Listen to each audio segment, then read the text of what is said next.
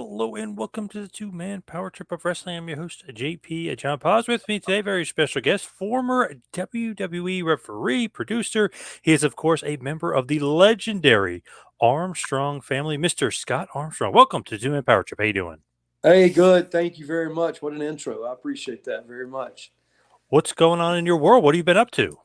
Oh man, I literally just kind of doing the indie thing, and then all of a sudden ended up with a an organization out of Mobile, Alabama. It's about an hour from me where I live, and they've started a wrestling school, which they've hired me on as their head trainer, and then they have a television program on the local WKRG TV5 in Mobile, and I help with production of that, and so just staying busy doing that. They've actually, the name of the company is Diamond Championship Wrestling, and they've actually just leased a building, and they're going all in. They're going to call the building the Bullet Bob Armstrong Memorial Arena, and have wrestling there every other Saturday night every month, and so. That's a real, a real honor. My dad would be really happy to have something like a sports entertainment venue named for him. So, whole family's excited about it. That's awesome. And obviously, your whole family's huge in that area, right? I mean, big Yeah, time in that area. yeah. I had my second match there. I wrestled for.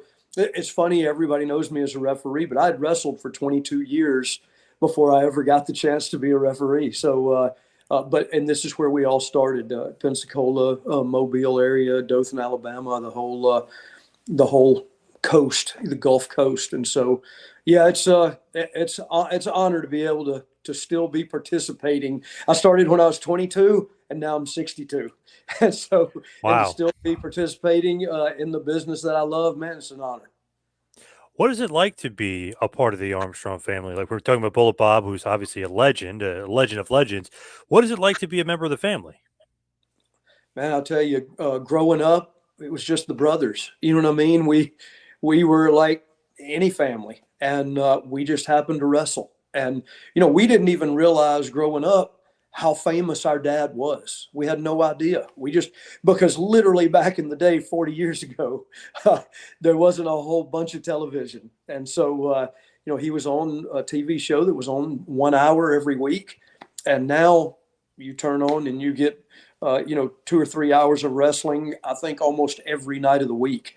And it just wasn't that way. So if you were on a television show as a wrestler, you were a true star. But we didn't get that as kids, growing up. We didn't understand that. We get in a fight in the middle of the living room. He'd move the coffee table out and let us go at it until somebody actually got hurt.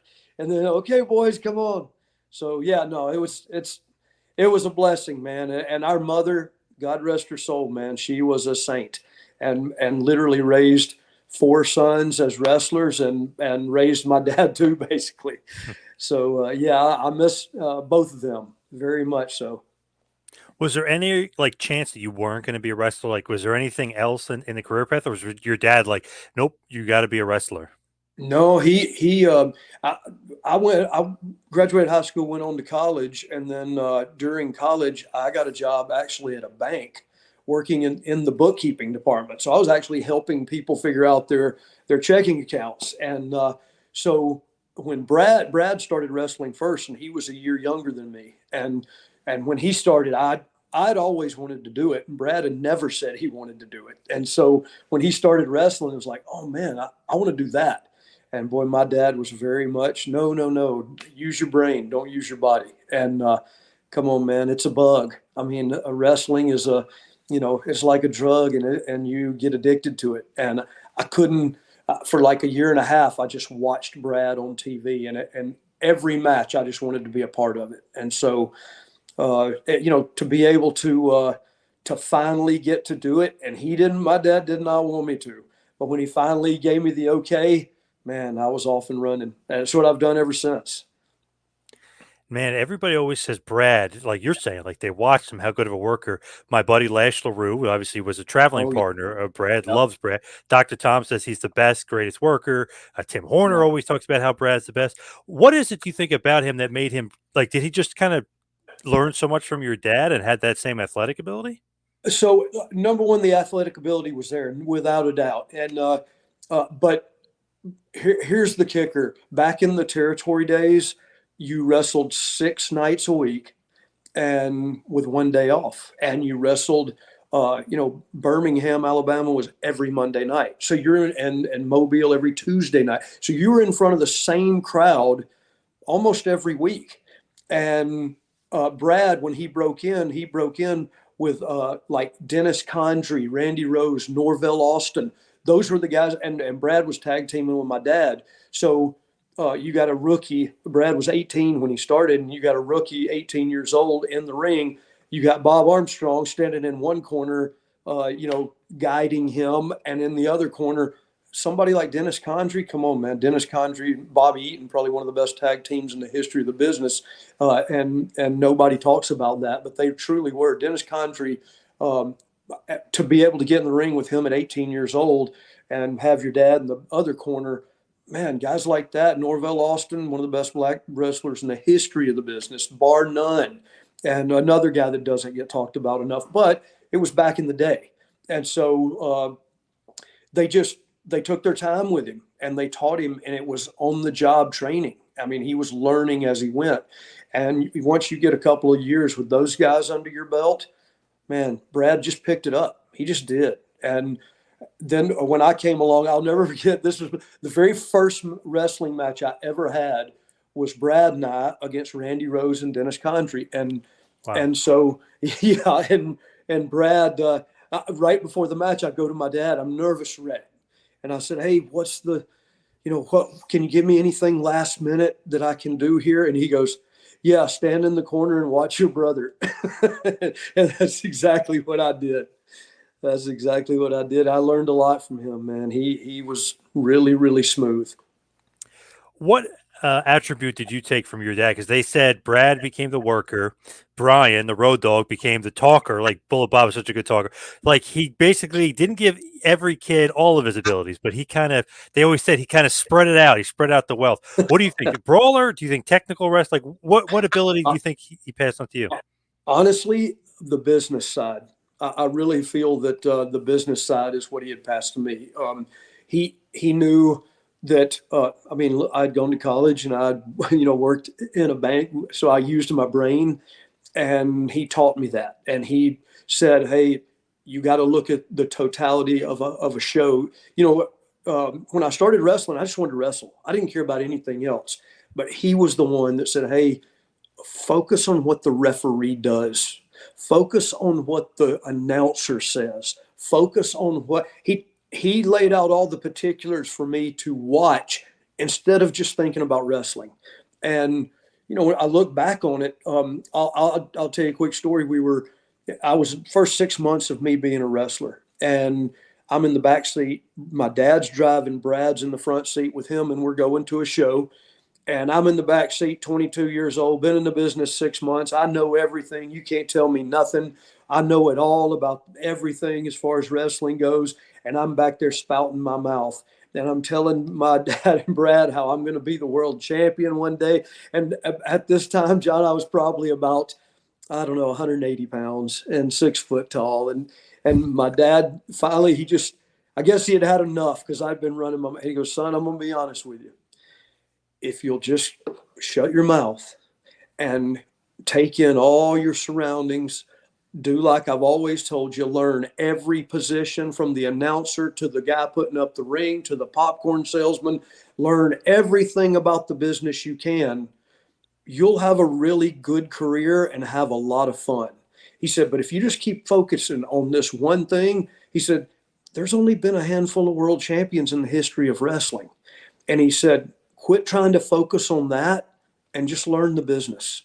And so, hey, look, 40 years went by. And during those 40 years, I helped put the ring up. My wife, when we first got married, we would set up the towns and literally put the posters up in the town and sell the tickets. And then after selling the tickets, I would go announce the show, and she would be selling the popcorn after selling the ticket. I mean, after that, I wrestled. After that, I ended up being a referee, and then a referee for the largest company in the world, and then end up out of that becoming a producer of the show. And man, everything my dad had said in that car ride on that day, I'll never forget it as long as I live, because everything he said came to pass in my life. And man, I'm still being able to do it. Train young guys and young minds, and opening their eyes to the fun business of pro wrestling. It's crazy because if you think about it, it's like, oh, come on, I want to be a wrestler, I want to do that. But he's so smart, he's so wise. He's like, no, you got to learn the whole business. And now, Yeah, like, gives you so much more longevity. yeah, yes, without a doubt, without a doubt. Yeah, wrestling wise, I was done at 40. Hey, look, the male body at 40 years old, when you've pounded it I'll never forget. I had an injury when I was about 26 or 7, and it was a back injury. It put me out for like 10 months, and I'll never forget we had a family doctor that all of us went to, and he said, "Son, you know that the human body is not supposed to do what your entire family does for a living." He said, "You can't keep doing this and expect your body to hold up." And when you're, like I said, when you're young, you're bulletproof, invincible. Hey, doc, you don't know jack, you know. And but he was so right, because now I wake up in the morning, man, I have to do a lot of stretching before I actually attack the floor. When you first started in the business, like you said, like, you're young, you're bulletproof, I'm not going to get hurt, this and that. Pensacola area, right? You were in Continental for a while. What Yes, sir. makes that territory so special? Because every wrestler says, "Man, I wish I could have wrestled there longer." What is it about that territory? So it's the beach. I mean, it was short trips. It was the beach. The longest trip we had would be on a Monday, and we would leave the beach about 2 in the afternoon and drive to Birmingham, do the show, and turn around and drive back. But Tuesday was Mobile. It was an hour away, so you didn't have to leave your house till 6:30. Get to the show at 7:30, and the show started at 8. And so it was just all the trips were short, and it was the beach and the weather here. Here where I'm at, you may get 3 months of cool weather, but it's 9 months of beautiful weather. And March, April, May, business would be good. Business would be good all summer, simply because the TV was so hot. And we had a great crew. And the crew was literally based with the Fuller family, Ron and Robert Fuller, and their family, was legendary in the wrestling business. And Jimmy Golden, who was their cousin, and Roy Lee Welch, who was another relative. And so you had those 4 guys, and then my dad, me, and 3 brothers, and well, 2 brothers, because Road Dogg Bryan, he hadn't started wrestling at that time. But so you literally had the Fullers and the Armstrongs, and that was like the base of the card. And so, and then you surround it with guys like Dr. Tom and Hustler Rip Rogers, Adrian Street. You bring in Tom could go, man. My God, he's like the. So I was asked not long ago, hey, if you could wrestle, and you could still go, if there was one guy you could have one more match with, who would it be? And first thing I said is Dr. Tom Pritchard. I just, man, had great chemistry with that dude, man. And he was a great friend. I mean, me and my wife, when we first got married, Tom helped us move. I mean, just a great dude and a great family friend. But in my rookie years, Arn Anderson and I were roommates for about a year and a half down here. And that, I can tell you right now, wake up in the morning, go to the gym, get the pump, and then go to the beach, hang out on the beach till 2 or 3 o'clock, come back to the apartment, take a shower, go to the town. We thought we were rock stars, man. It was a blast. It was a lot of fun, but it's just the short trips, the weather, and good houses and a good crew. And man, why wouldn't you want to stay? You know what I mean? And like Dr. Tom says, the prettiest girls as well. He always says, he throws that out there. Well, he ain't lying about that. You can't beat that. The beach, pretty girls, and not having to drive far for work. I mean, it's pretty Right. awesome. Yeah, no, and get to do what you love. You know what I mean? That's with anything in life. If you truly love something, you never work a day in your life, and that's kind of how it was with us. We really loved it.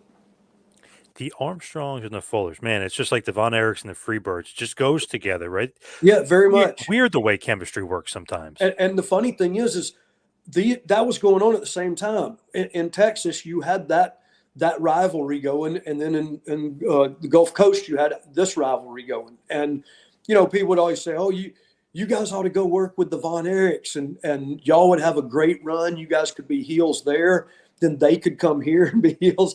But the TVs didn't reach then. You know what I mean? It wasn't like now. And so, and now times would have been different, man. That would have been such an honor to be able to work with any of those guys.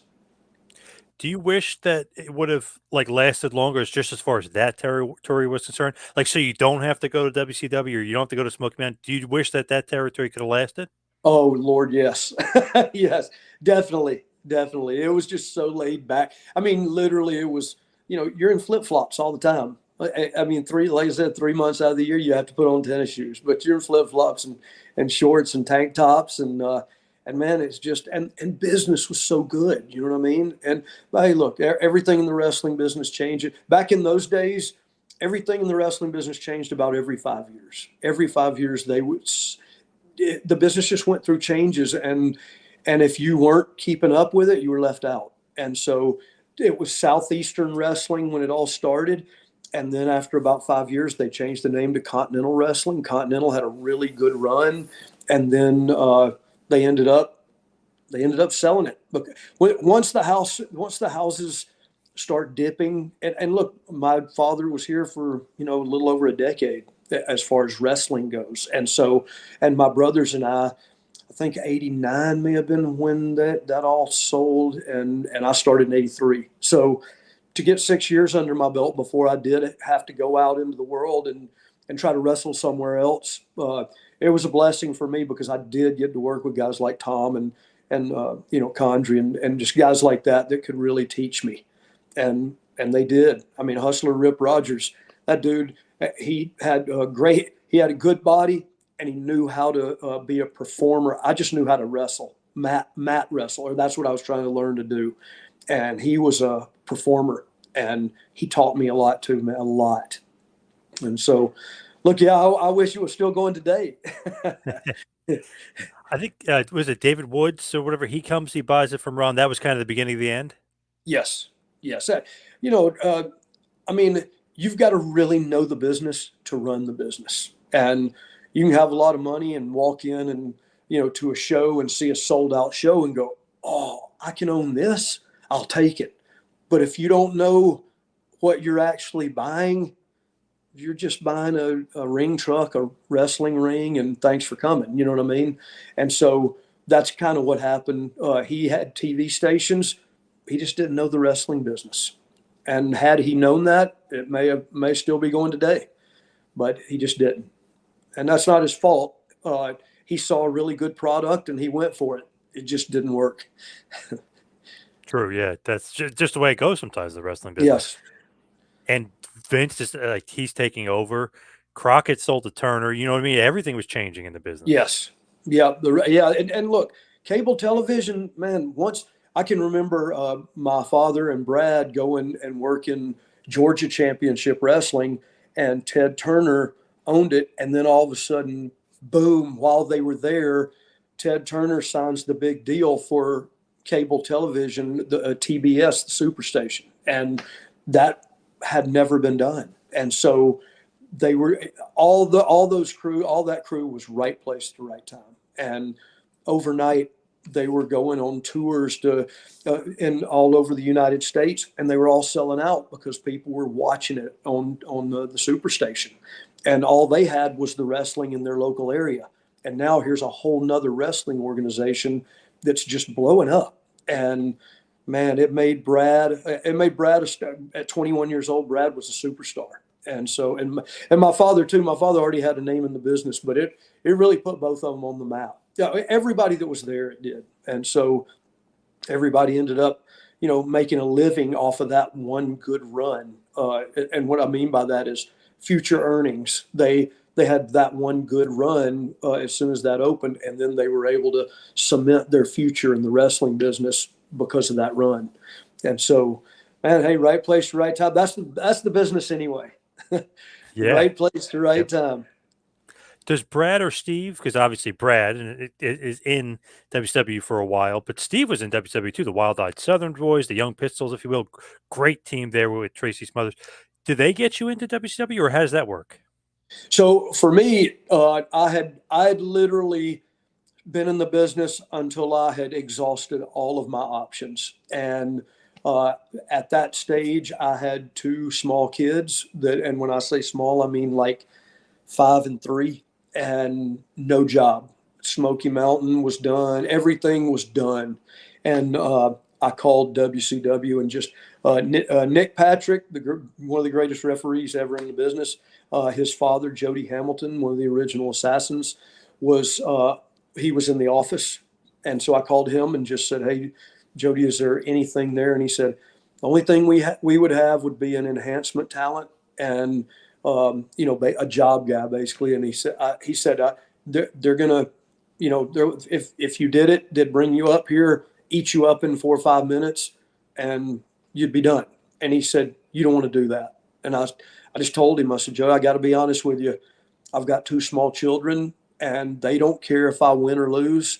They just want to eat." And he said, "Well, I mean, I want you to think about this, but I'll definitely use you."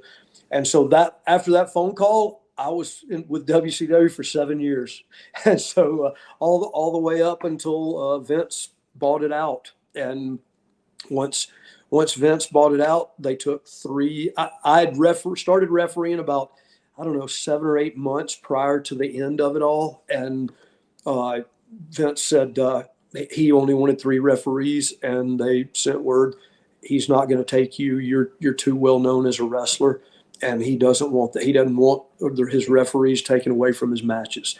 And so, look, that's business. I understood it then. I understand it now, and so I didn't get the opportunity. And then a couple of times through the years of about 5 years, I just worked the indies and had a real job. I was managing a furniture store and wrestling on the weekends. And then all of a sudden one day, Umaga Eki, he walks in the door of the furniture store because he lived in Pensacola at the time, and he walked through the door and said, "Hey man, what are you doing here?" And I said, "Dude, wrestling's come and gone for me, and I'm a normal human being now. I'm home every night with my kids, doing homework and blah blah blah." And he said, "Oh no, man, there's no Armstrong supposed to be anywhere but the wrestling business." And I said, "No, dude, really, I'm good. I'm good." He goes, "No," and I knew at that time he was a star in WWE, and about when he left, he said, "Let me get your number," and I gave him my number. And about a month later, he walks into that furniture store and said, "Hey, here's John Laurinaitis' card." He said, "Give him a call." And I said, "Oh, Eki, I can't, man. I'm a dad now. I'm home I'd spent my career on the road. So, I mean, all my children's youth I had spent on the road. And now I'm at home with them every night eating dinner." And I said, "I just can't, I'm good, man." He goes, "Hey, it's worth a phone call, right?" And I said, "Yeah." And so I made the phone call, and the rest is history. I had a 15-year run with WWE, and literally they didn't hire me until I was 45 years old. So I had a really good, really fortunate, really good run. And honestly, without Umaga, I would have never had that opportunity ever, because I hadn't called anybody, hadn't tried to get a job, and I try to tell as soon as I meet a new family member from the Fatu family, I always try to tell them the story about how he changed literally the course of my life and the course of my family's life. I mean, my wife and kids, and just being given that opportunity because of him. Man, I was able to provide so much better for my wife and children. And man, that dude, he'll always have a place in my heart. God rest his soul. He was a good man. Wow, that's amazing. And those Samoans, those Fatus, they love Pensacola. I know Oh yeah, they were in that area too, wrestling for Continental. oh yeah, no doubt. Dude, that's the. Somebody asked me not long ago too. What is the, like of all the wrestling families? And you can name 10 or 15 wrestling families right now. And they said, "What is there? Do you have a favorite?" I said, "Without a doubt, the Samoan dynasty, man.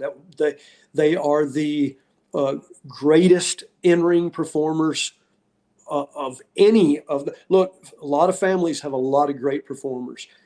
Those guys are consistently great performers, and the most box office cash ever from any family, bar none, in my opinion. I think they've drawn more money than any family in history. And they will and they're doing it right now and will continue to do it because there's more of them waiting in the wings. Man, Roman's on top. Rock is back. You know, there's the Yeah, Usos. Yeah, there's my God yeah, Solo. Yeah, they just keep yeah. coming. Yeah, one of the Usos still lives here. Both the Usos and the twins and Roman all went to Escambia High School here in Pensacola, Florida. And so, yeah, and Michael Hayes is from here. I mean, there's a lot of wrestling people from performers just from this area.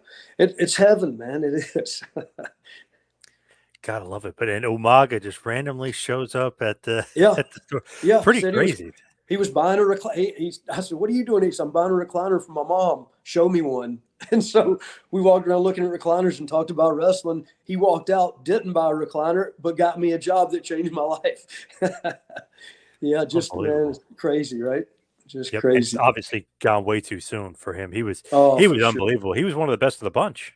Yes, without a doubt. Without there's one Jacob Fatu out there right now, man, and he's not in WWE yet, but I think that's in his future. He's unbelievable. He reminds me to watch him work. Reminds me so much of Umaga. It's unreal. I And was he just showed. I was just sharing a beer with him a few weeks ago at MLW. He was there, and Oh, okay. he was shocked because I said, I go, "Oh, tell Tonga Kid, your dad, tell him I said hello." He's like, "How do you know Tonga Kid?" I said, "Come on, I'm 41 years old. Of course I know who Tonga Kid is. Come on." Yeah, Tonga Kid was other than my brother, Tonga Kid was my first tag team partner. He and Johnny Rich, Tommy Rich's cousin, Oh, yeah. and we did the Rich Armstrong Tonga Rat Patrol, and we had a good run here, man. That Tonga Kid was 17 years old at the time, and with having a small television program, people didn't know he lived in Pensacola. They didn't know he rode to the towns. You know what I mean? They didn't know anything about him. He would have to get checked out of high school to go to sell out houses and work in the main event. And they get to heat on me. I'd dive and give him the hot tag, and he would come in and just do all the flying that those guys can do and just steal the show. I mean, just an amazing talent. So to see his son doing it now is just, man, it's so rewarding for me because I was there doing it with his dad. Really cool. What a connection with you and the Samoans. I love that. Two legendary families connecting. Yeah, well, it's funny because when Brad first started, and I was telling you about the Georgia run that they had in his youth, um, he and my dad worked against Alpha and Sika, and they had a little, like a storyline with them for a while. And so again, Brad at a very young age in the ring with just guys that can literally teach him, and they did, and the Samoans did, and then fast forward to the Samoans having kids, my dad having a bunch of kids in the business. And like my brother Steve, he got a chance to go up there and work when it was WWF. And there he is from Pensacola, and he doesn't know what he's doing up there in New York. He's getting off airplanes. And Rodney Yoko literally says, "Steve, come on, ride with us." And there's another Samoan taking care of another Armstrong. And then all the way down to Eki, to me tag teaming with Tonga, all the way to, where Eki walking in, getting me a job. And it's such a, look, our family's blessed to have guys like that as friends. You know what I mean? Good dudes. When you do get the job there, Johnny Ace, any sort of relationship with Ace or not really? Oh yeah, my first tour of Japan was in 1991, and Johnny was on the tour, and that's when I met him. And so he kind of showed me the ropes about being in Japan and the different style because it was a much different style than I was used to, but he helped me a lot. And then fast forward, I'm in WCW, and Johnny gets an office gig there, and so. had a little bit of a relationship. Didn't see him a whole lot because he wasn't on the road except for TVs. So I would see him in a couple of TVs here and there. But then when I, at 45, we have the phone call to talk about going to WWE. Well, then it became I, I worked for him. I mean, Vince was the guy that ran the operation, but Johnny kind of helped run everything else. And Johnny was like his right hand man. And so I dealt with Johnny every day, as a referee. But then once I became a producer, he was my department head. I mean, he was my boss. So it was, dealing with him, talking to him, emailing every day. And, but yeah, I mean, long relationship with Laurinaitis from '91, Wow. long one. So were you a producer and referee at the same time, or were you one before the other, or did it ever intersect? I was referee first, and then once I'd gone to Hunter probably 2 years before they actually made me a producer. I'd gone to him and told him, I said, "Hey, look, I mean, number one, they usually don't hire people at 45 years old to be in front of the camera, but I had gotten the job as a referee, so I was in front of the camera. And so a few years in, I went to Hunter and just said, "Hey, look, I'm interested in doing something after this, and I would love to, learn anything that I can be taught from anybody about being a producer or just working behind the scenes." And okay, yeah, good. I'm glad you're thinking about your future. Good. That was about it. And so um, I want to say almost 2 years went by, and all of a sudden he took me aside and said, "Hey, do you own a suit?" And I started laughing. I said, "Yeah, one to be buried in." And he said, "You might want to go buy a few more suits. We want to bring you from in front of the camera and bring you in as a producer." And I went, "Oh, dude, yes, thank you so much." And he said, "In the meantime, we're going to do a storyline and write you out as a referee." And I said, "Oh, well, come on, man. Referees don't get stories written about them." I said, "Okay, yeah, that'd be great." And so we ended up doing the whole, storyline where I fast counted Daniel Bryan and get caught by Hunter and called out on it and all that. And he ends up firing me on TV. And it was so fun and such a cool way to transition for me to go behind the scenes. And so then I was producer of probably, gosh, 6, 7 years. I had a good little run all the way to COVID. COVID took me out of the picture. But hey, look, a lot of people lost their lives. I just lost a gig. That's all. But dude, it was the highlight of my career to be able to work with WWE. It was a lot of fun. I met some awesome people, and dude, I literally saw the world. I through WWE able to walk in castles in Scotland, Ireland. England, able to ride a camel at the foot of the Egyptian pyramids. I mean, things that you would only dream of doing in your lifetime. And because of WWE, I was able to live all that. And man, I will forever be grateful. It was a lot of fun. I feel like you're one of the few referees, as far as WB is concerned, that they did give storylines to, right? Because you had the Undertaker Punk thing. You always had like a storyline going on. They liked you a lot. Yeah, yeah, I was just lucky, I guess. They did. They did. Well, hey, look, when you work with guys that are great, you either step up or step out. And so and plus, look, guys won't ask questions. A lot of guys in the business don't ask questions because they don't want to think, "Oh, that sounds stupid if I ask." There are no stupid questions. The stupid part is a guy's going to run and hit the ropes and then come off and get nailed. You know what I mean? Come on, man. That's the stupid part. So I would ask a lot of questions. Do you want me here? How fast do you want me there? And I know guys would go, "Man, this dude won't shut up." But I wanted to make sure I made it as great as I could for the scenario that we were being put in. So I just, and again, working with great talent, like you said, Undertaker, Punk, man, just to be in the ring with those guys is a blessing, but to have them trust you in a storyline or trust you with something big in their match, man, you got to step up. Yeah. And you were a part of WrestleMania main events. So, I mean, big Yeah. time matches you're a part of. Yeah, it was a lot of fun, man. I was really blessed, really blessed. when they give you the WrestleMania main event, like, what do you think in your head? I mean, that's pressure, or you think, "Oh, this is awesome." Like, this So is great. This without a is great. doubt, yeah, pressure without a doubt. I mean, you don't want to let anybody down, and you want to do everything best to your ability. Um, I've mentioned this before. I'll never forget. Right before I walked out, Shawn Michaels said, "Hey, do me a favor. When you get in the ring, they'll be showing the packages of everything that led up to this match. That's what the people are going to be watching on the screens." He said, "But you'll be in the ring." He said, "I just want you to take a big, deep breath and then turn slowly in a circle and just take it all in." And man, I got in the ring. I did exactly what he said. And I've never been more thankful for advice in my life to be able to just live in that moment and take that good, deep breath and just look around and immediately go, how did my dumb ass end up here? Because, dude, you're in the middle of, 80,000 people and they're all just wanting to see just the biggest match on the show, and you're a part of it. And it's just, man, just great words from Shawn Michaels. I'll forever be in his debt for that. Oh, great heads up by him. That is great advice. Yeah, Yeah, it take it was all all. in, enjoy it. Yeah. Yeah, and I did.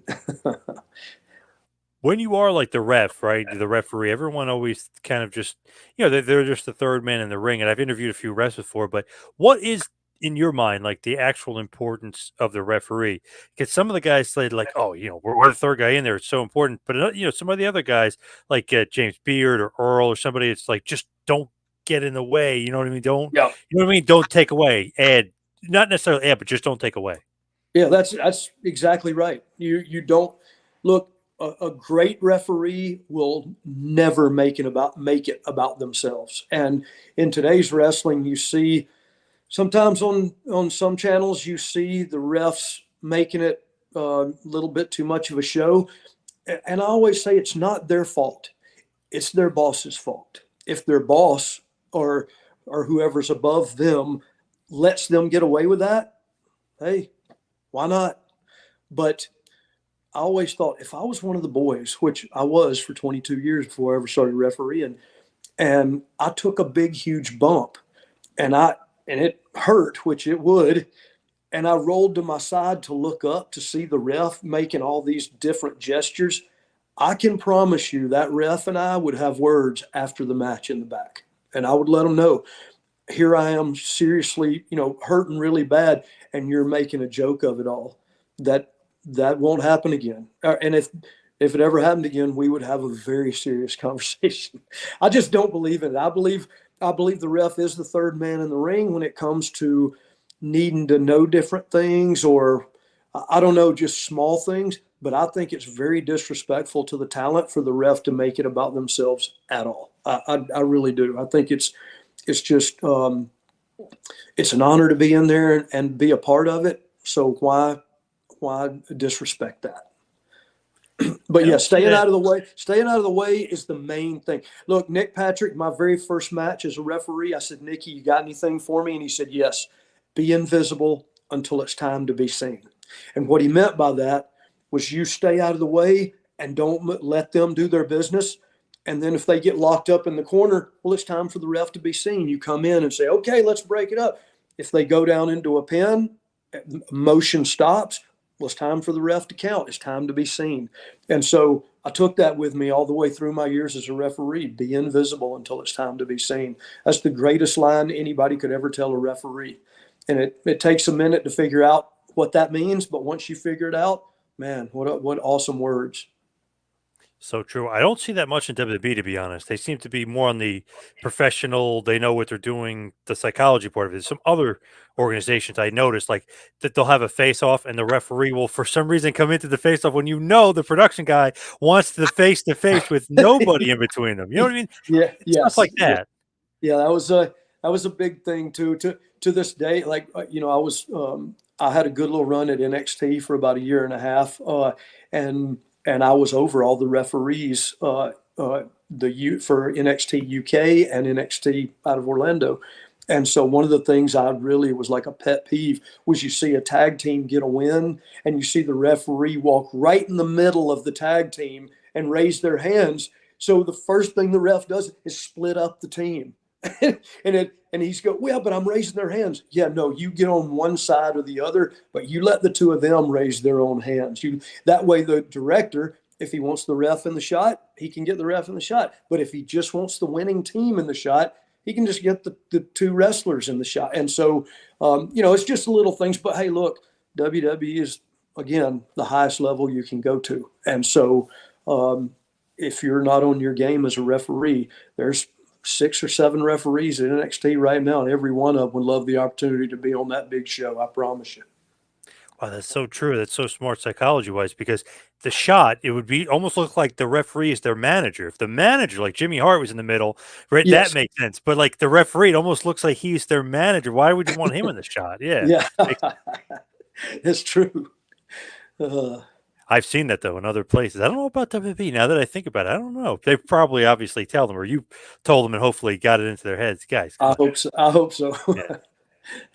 Is there anything else that kind of annoys you just from a referee standpoint? Because I've seen some like referees, they kind of just in other organizations, not really WWE, but they like make themselves a part of the match way too much. Like even getting into it with the threes, even their outfits, I feel like sometimes it's just too much attention on them. It is. Look, when I was there, we had a lot of little unwritten rules of, no visible tattoos on the arms. You got to be well groomed. I mean, look, times change, and I know from still being around the business that if you don't roll with the times, you get left behind. And so I'm very much. I had a lot to do with Aja. No, what's her name? Daphne LaShawn on Raw, and SmackDown is Jess, the two female referees, and I had a lot to do with both their careers. And I'm very proud of that because I watched their matches to this day, and their business. In the ring, they are business, and that's what they were taught. And so to see them years later get the opportunity to be a part of the big show and not just be a part of it, but to actually contribute is awesome. It is awesome. And I know they're both living a dream and they're doing a great job at it. So it's very cool. I feel like right now at NXT, there are no female refs getting ready for the next big step. And so I feel like they need a couple of female referees down there because I think there's 7 refs and they're all male. And so you need females, you do. And they're good. And in the ring, the talent, they respect them. And a ref has to have respect in the match. I don't care if male, female, big, little, I don't care. And so Jess and Daphne LaShawn, they command respect, and they do it in their actions. They don't do it with their mouth. They do it in their actions. And so it's very respectable, and they're both, man, so proud of both of them. So you were the senior official for a while. Is it easier, like when you're a referee in the business that long? I mean, excuse me, a wrestler in the business that long to become a referee? Oh, it was for me. Look, I loved it. When I reffed, I was so relaxed in the ring, and it was because I'd spent 22 years as a wrestler. And as a wrestler, it's basically, look at me, look at me. But as a referee, you're not doing that. So you don't have to try to do that. You just kind of blend and be invisible.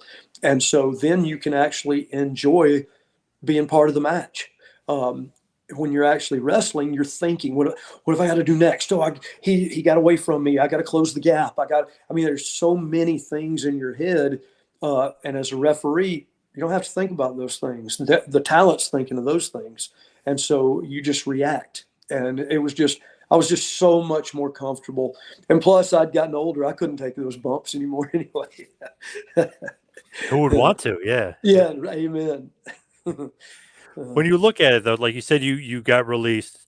You were expecting it? Are you surprised, or just because of the way the world was at that point, you kind of expected that? So my last look, I've been released by a company 3 different times. Right, that's true. Yeah, that's right. And the last one, I did not see coming. We had done NXT TV on a Tuesday night. I went back to the apartment. My brother, Road Dogg, he was down there too working, but he was off that week. And so all of a sudden I get a phone call from him saying, "Hey, man, I just got released." And I went, "Whatever, dude. When are you coming down here?" Because we were sharing an apartment in Orlando. We both lived here, but we had an apartment down there too. And he said, "No, I'm serious." And so about a half hour later, I get the phone call, and I went, "Oh wow!" And then I find out that they released 15 people that day, 15 behind the scenes, and so I realized they're going through hey, look, at the time, it was WWE, it wasn't Endeavor, and so I understood that it's business. You know what I mean? Every time I was released, you can't get mad at anybody. It's the business being the business. That's exactly what it is. And so, was I heartbroken that I lost a really good gig? Yeah, I was, no doubt. But I had my brother and 13 other people that were also very heartbroken over the same thing. And look, in this business, you either pick up and keep going, or you drown in your tears. So, but I've got jobs, lost jobs. It's just my wife and I talked about it not long ago. Next week we will be married 37 years, and so we talked about the roller coaster of it all, the getting the job and being so happy, and then the fun ride of that job, and then you're released, and it's the dip, and it's, oh man, and all of a sudden here we are talking about it 40 years later. And you go, wow, man, I'm so thankful that I had the opportunity to have that ride, because a lot of people never do. And I honestly feel like I've lived the life of 10 men. And I know, many a man would have traded places with me in a heartbeat. And so through all the joy and the tears and everything else, man, here I am, like I said, still 62 and still having fun in the business, not at that super duper high level, but still at a level where I can teach and educate and teach guys and girls how the business works, and share my love of it all. You know what I mean? And I know it sounds like, oh, wow. I'll never forget one time CM Punk said to me, I was talking like this, and CM Punk said, "Wow, man, you're still in the honeymoon phase." And I said, I really am, but it's lasted for 4 decades now. So, hey, man, like I said, do what you love. You never work a day in your life. And I love this. And you mentioned Road Dogg, probably maybe the most famous of all the Armstrongs, just because the Attitude Era and everything. I mean, he became so popular.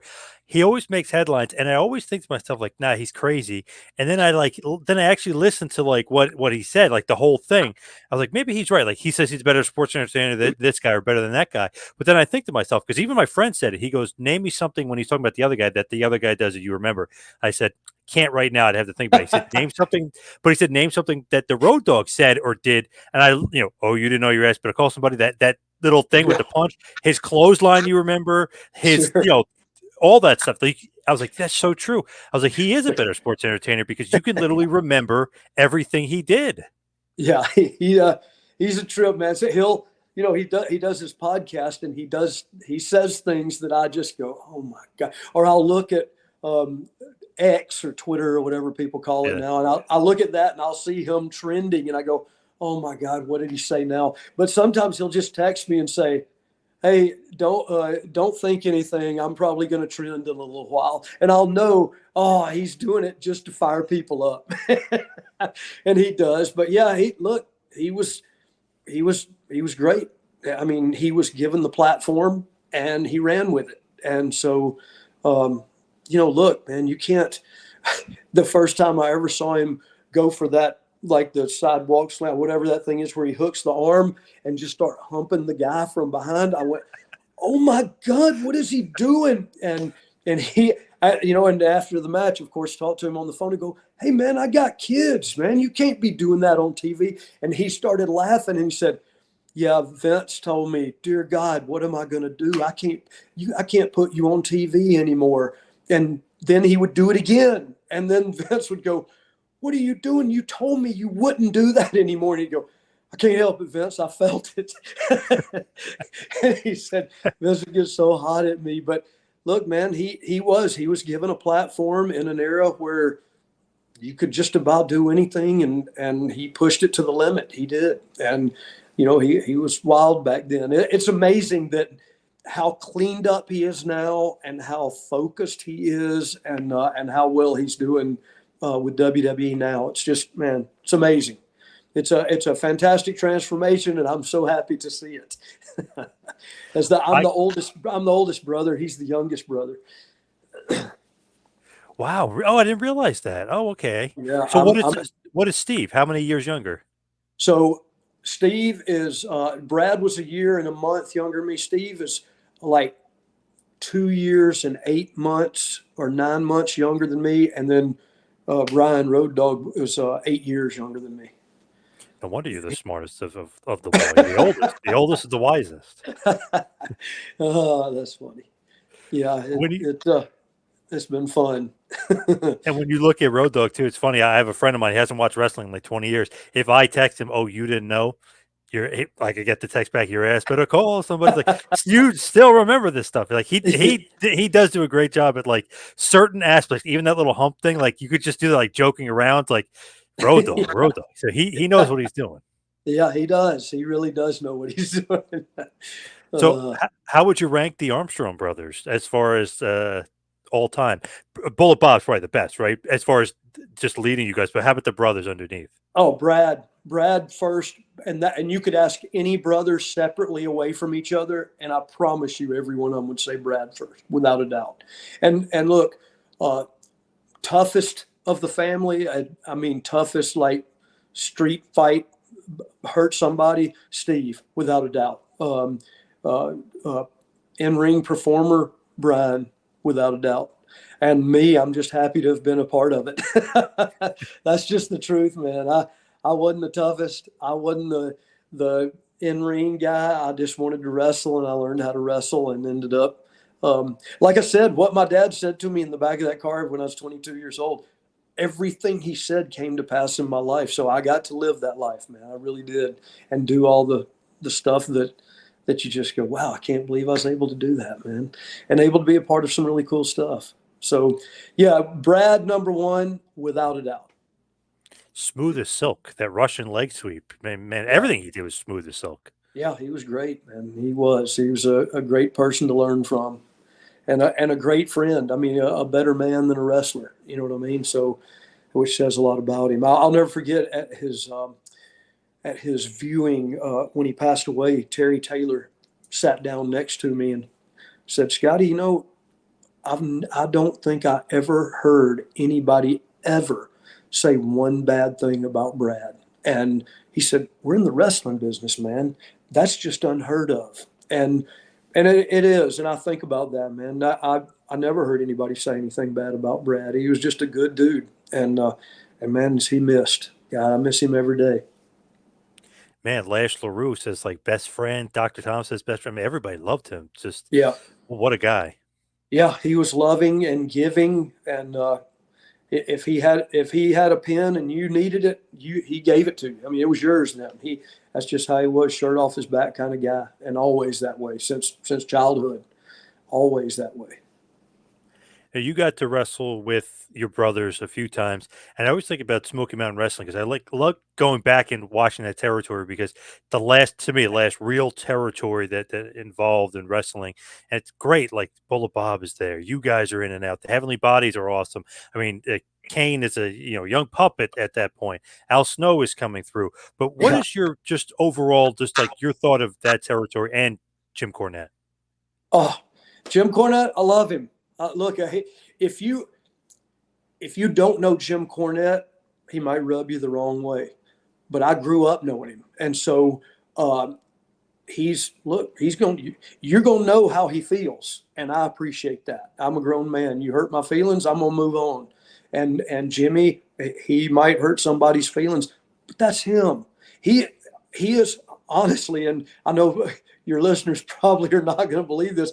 He's a good dude and a loving, caring man. He is, and um, he he was just he had a vision, and he wanted to make my dad the Smoky Mountain commissioner, and bring me in as a wrestler. Then uh, I went to Japan and came back, and he put a mask on me and let me have about a year-long run.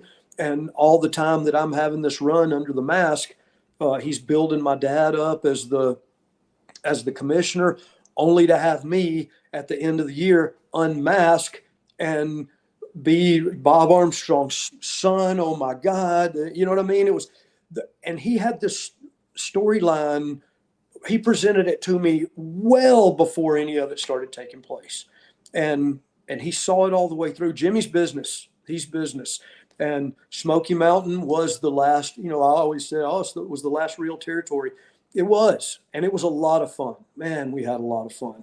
And the houses weren't huge. The big shows would be at Knoxville Coliseum. Those would be big shows, and we'd draw good crowds. But look, we'd be in Beckley, West Virginia, or Pineville, Arkansas, or Kentucky, or Pikeville, Kentucky.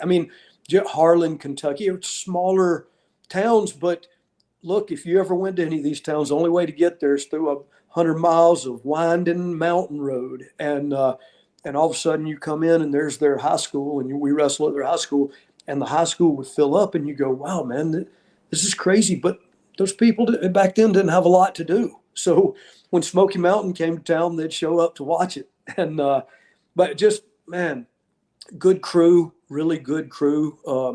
The Harris twins were there too, man. Had some great matches with those guys, and just a lot of fun, man. I really, Tom and Jimmy Del Rey, the Heavenly Bodies, that was Jimmy's team, and me and my brother Steve had a lot of matches with those guys, and just a lot of fun, man. It was a blast. But yeah, a lot of respect for Jim Cornette. Now, I know you probably won't hear that a whole lot, but I love him. I do. He's a good dude. Hey, so do I. We've done a bunch of stuff together years ago. Still pretty friendly with him, I hope. Anyway, I mean, but he's always a great guy to me. We did something. I'm like, oh, let's part ways or whatever. And he goes, no, I got something for you. He leaves, he comes back, gives me the Midnight Express scrapbook, and I'm like, oh my God, thank you so much. It's worth like $500 at least. Wow. And he gave me one, he goes, and he signed it. He goes, here, I want you to have it. I was like, oh my God, just so nice. And then like a year later, I got something in the mail, another gift from him. I was like, man, he's so nice, but I can't reveal too much because it would kill his gimmick if somebody finds out he's too nice. Yes. As we hit Oh, yeah, no problem. As we hit the wind down here, that we head towards the finish, I'm just curious, though, like favorite matches. You probably hear that all the time. Like, what are your favorite matches? But, man, you've been to so many territories. You wrestled so many good guys. Maybe just some favorite, like, memories and matches that you had just all throughout the time, WCW included. For sure. Yeah, no, without a doubt, and it involves Jim Cornette. It was Dory and Terry Funk versus me and my brother Steve. Jim Cornette was in the Funk's corner, and our father was in our corner. I mean, just that alone, my brothers and I all growing up watching Dory and Terry Funk and their father, Dory Funk Sr. And so us growing up, and we identified with those guys because they were brothers and they were wrestling brothers. And so watching those guys growing up, and then it was Knoxville Coliseum, and there we are for Smoky Mountain, and there we are, my brother Steve and I, right before the match, I'm the most nervous, and my dad goes, "Hey boy, you all right?" And I said, "God, I can't believe this is happening. We're gonna wrestle Dory and Terry Funk." And my dad smiled real big and said, "They're just brothers, just like y'all are." And I said, "Yeah, Dad, you don't get it, man. I idolized these guys growing up, man, and now we're actually going to wrestle them." And he started laughing, and he goes, "Still brothers." He was trying to relax me because, dude, I was fired up. But that is a true, like, you give me your top 3 career high spots. That's one of them. The other one, standing in the ring, WrestleMania, Triple H, Undertaker. Come on, man. How do you take that out of your top 3? You know what I mean? That's just a spot within itself. But one of the spots, like, there's not a lot of spots anymore that I can think of that actually gave me goosebumps. But we were in London O2 Arena. It's the acoustics in that building. Well, the acoustics are so good. That was the arena that Michael Jackson, before he passed away, was going to do the 50 concert dates in a row. And it was in London at the O2 Arena because the acoustics there are unreal. And so It was the Undertaker's very last tour with WWE. It's last time he was going on tour, and it was the Last Ride Tour was the name of it. And so uh, it was Taker against Big Show, and I was the referee. And so I go out there and get in the ring, and here comes Big Show's entrance. It's sold out, needless to say, like 22,000 people. They're booing Big Show big time. And I'm just thinking, wow, man, this is a cool moment in my career. I mean, in my life, to be able to be in London, and I'm sold out. And Show gets in the ring, and all of a sudden those lights go out, and Taker, the first dong hits. And dude, I'm telling you, it was pitch black and deafening because we're in the middle of all those people yelling straight in at us.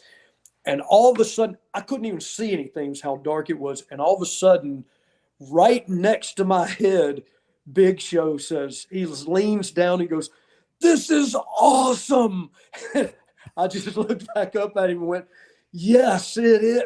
Man, I got goosebumps telling you the story. That's how awesome it was. And then to see, the gongs hit, and they're just so loud. And then here comes Taker, and the fire's going on. Oh, man, dude, it was truly something. Those three things right there, my top three without a doubt. And look, I had great matches with every family member I have involved. Great matches. But as far as just me asking me what my career high spots, those three without a doubt, man. Really proud of all three of those moments. What's next for you? What else? What else you got going on coming down the pike? I know you were talking about DCW. Yeah, DCW is over here in Mobile, and look, they have leased this arena for 2 years. They've put some money into it. The grand opening is the 27th of this month, and they're going to do a ribbon cutting, and then and they've got the wrestling academy over there, and so I'll be over there training like 2 to 3 days a week, and I've already started, as a matter of fact, and we're just going to try to get this thing up and running. The two gentlemen that own the operation, they love wrestling, and they are fully committed to trying to make this work. And I'm right here too, so I want to make it work with them. I mean, I'm an hour away, so I'd be crazy not to take advantage of something that, it was a great business opportunity, and so I really I hope we can make it work. I mean, we're going to try, that's for sure. Where can everybody find you, social media and otherwise? Yeah, so on X, formerly Twitter, is at WWE Armstrong. And then that'd probably be the best place to get me. I have oh gosh, Diamond Championship Wrestling, their Facebook, DCW Facebook. They have numbers, emails, they have the whole 9 yards. It's all set up through those guys. And so if you would love to train to be a professional wrestler, then I would love to train you. So Diamond Championship Wrestling, or hit me up on X at WWE Armstrong. And I would love to help out the future of the business. Right. Awesome. Scott, thank you so much for all the time. Really appreciate it. Got to have you back on. You got a wealth of knowledge and so many stories. We got to have you back on. Thank you so much. Thank you, John. I appreciate everything, man. Take care.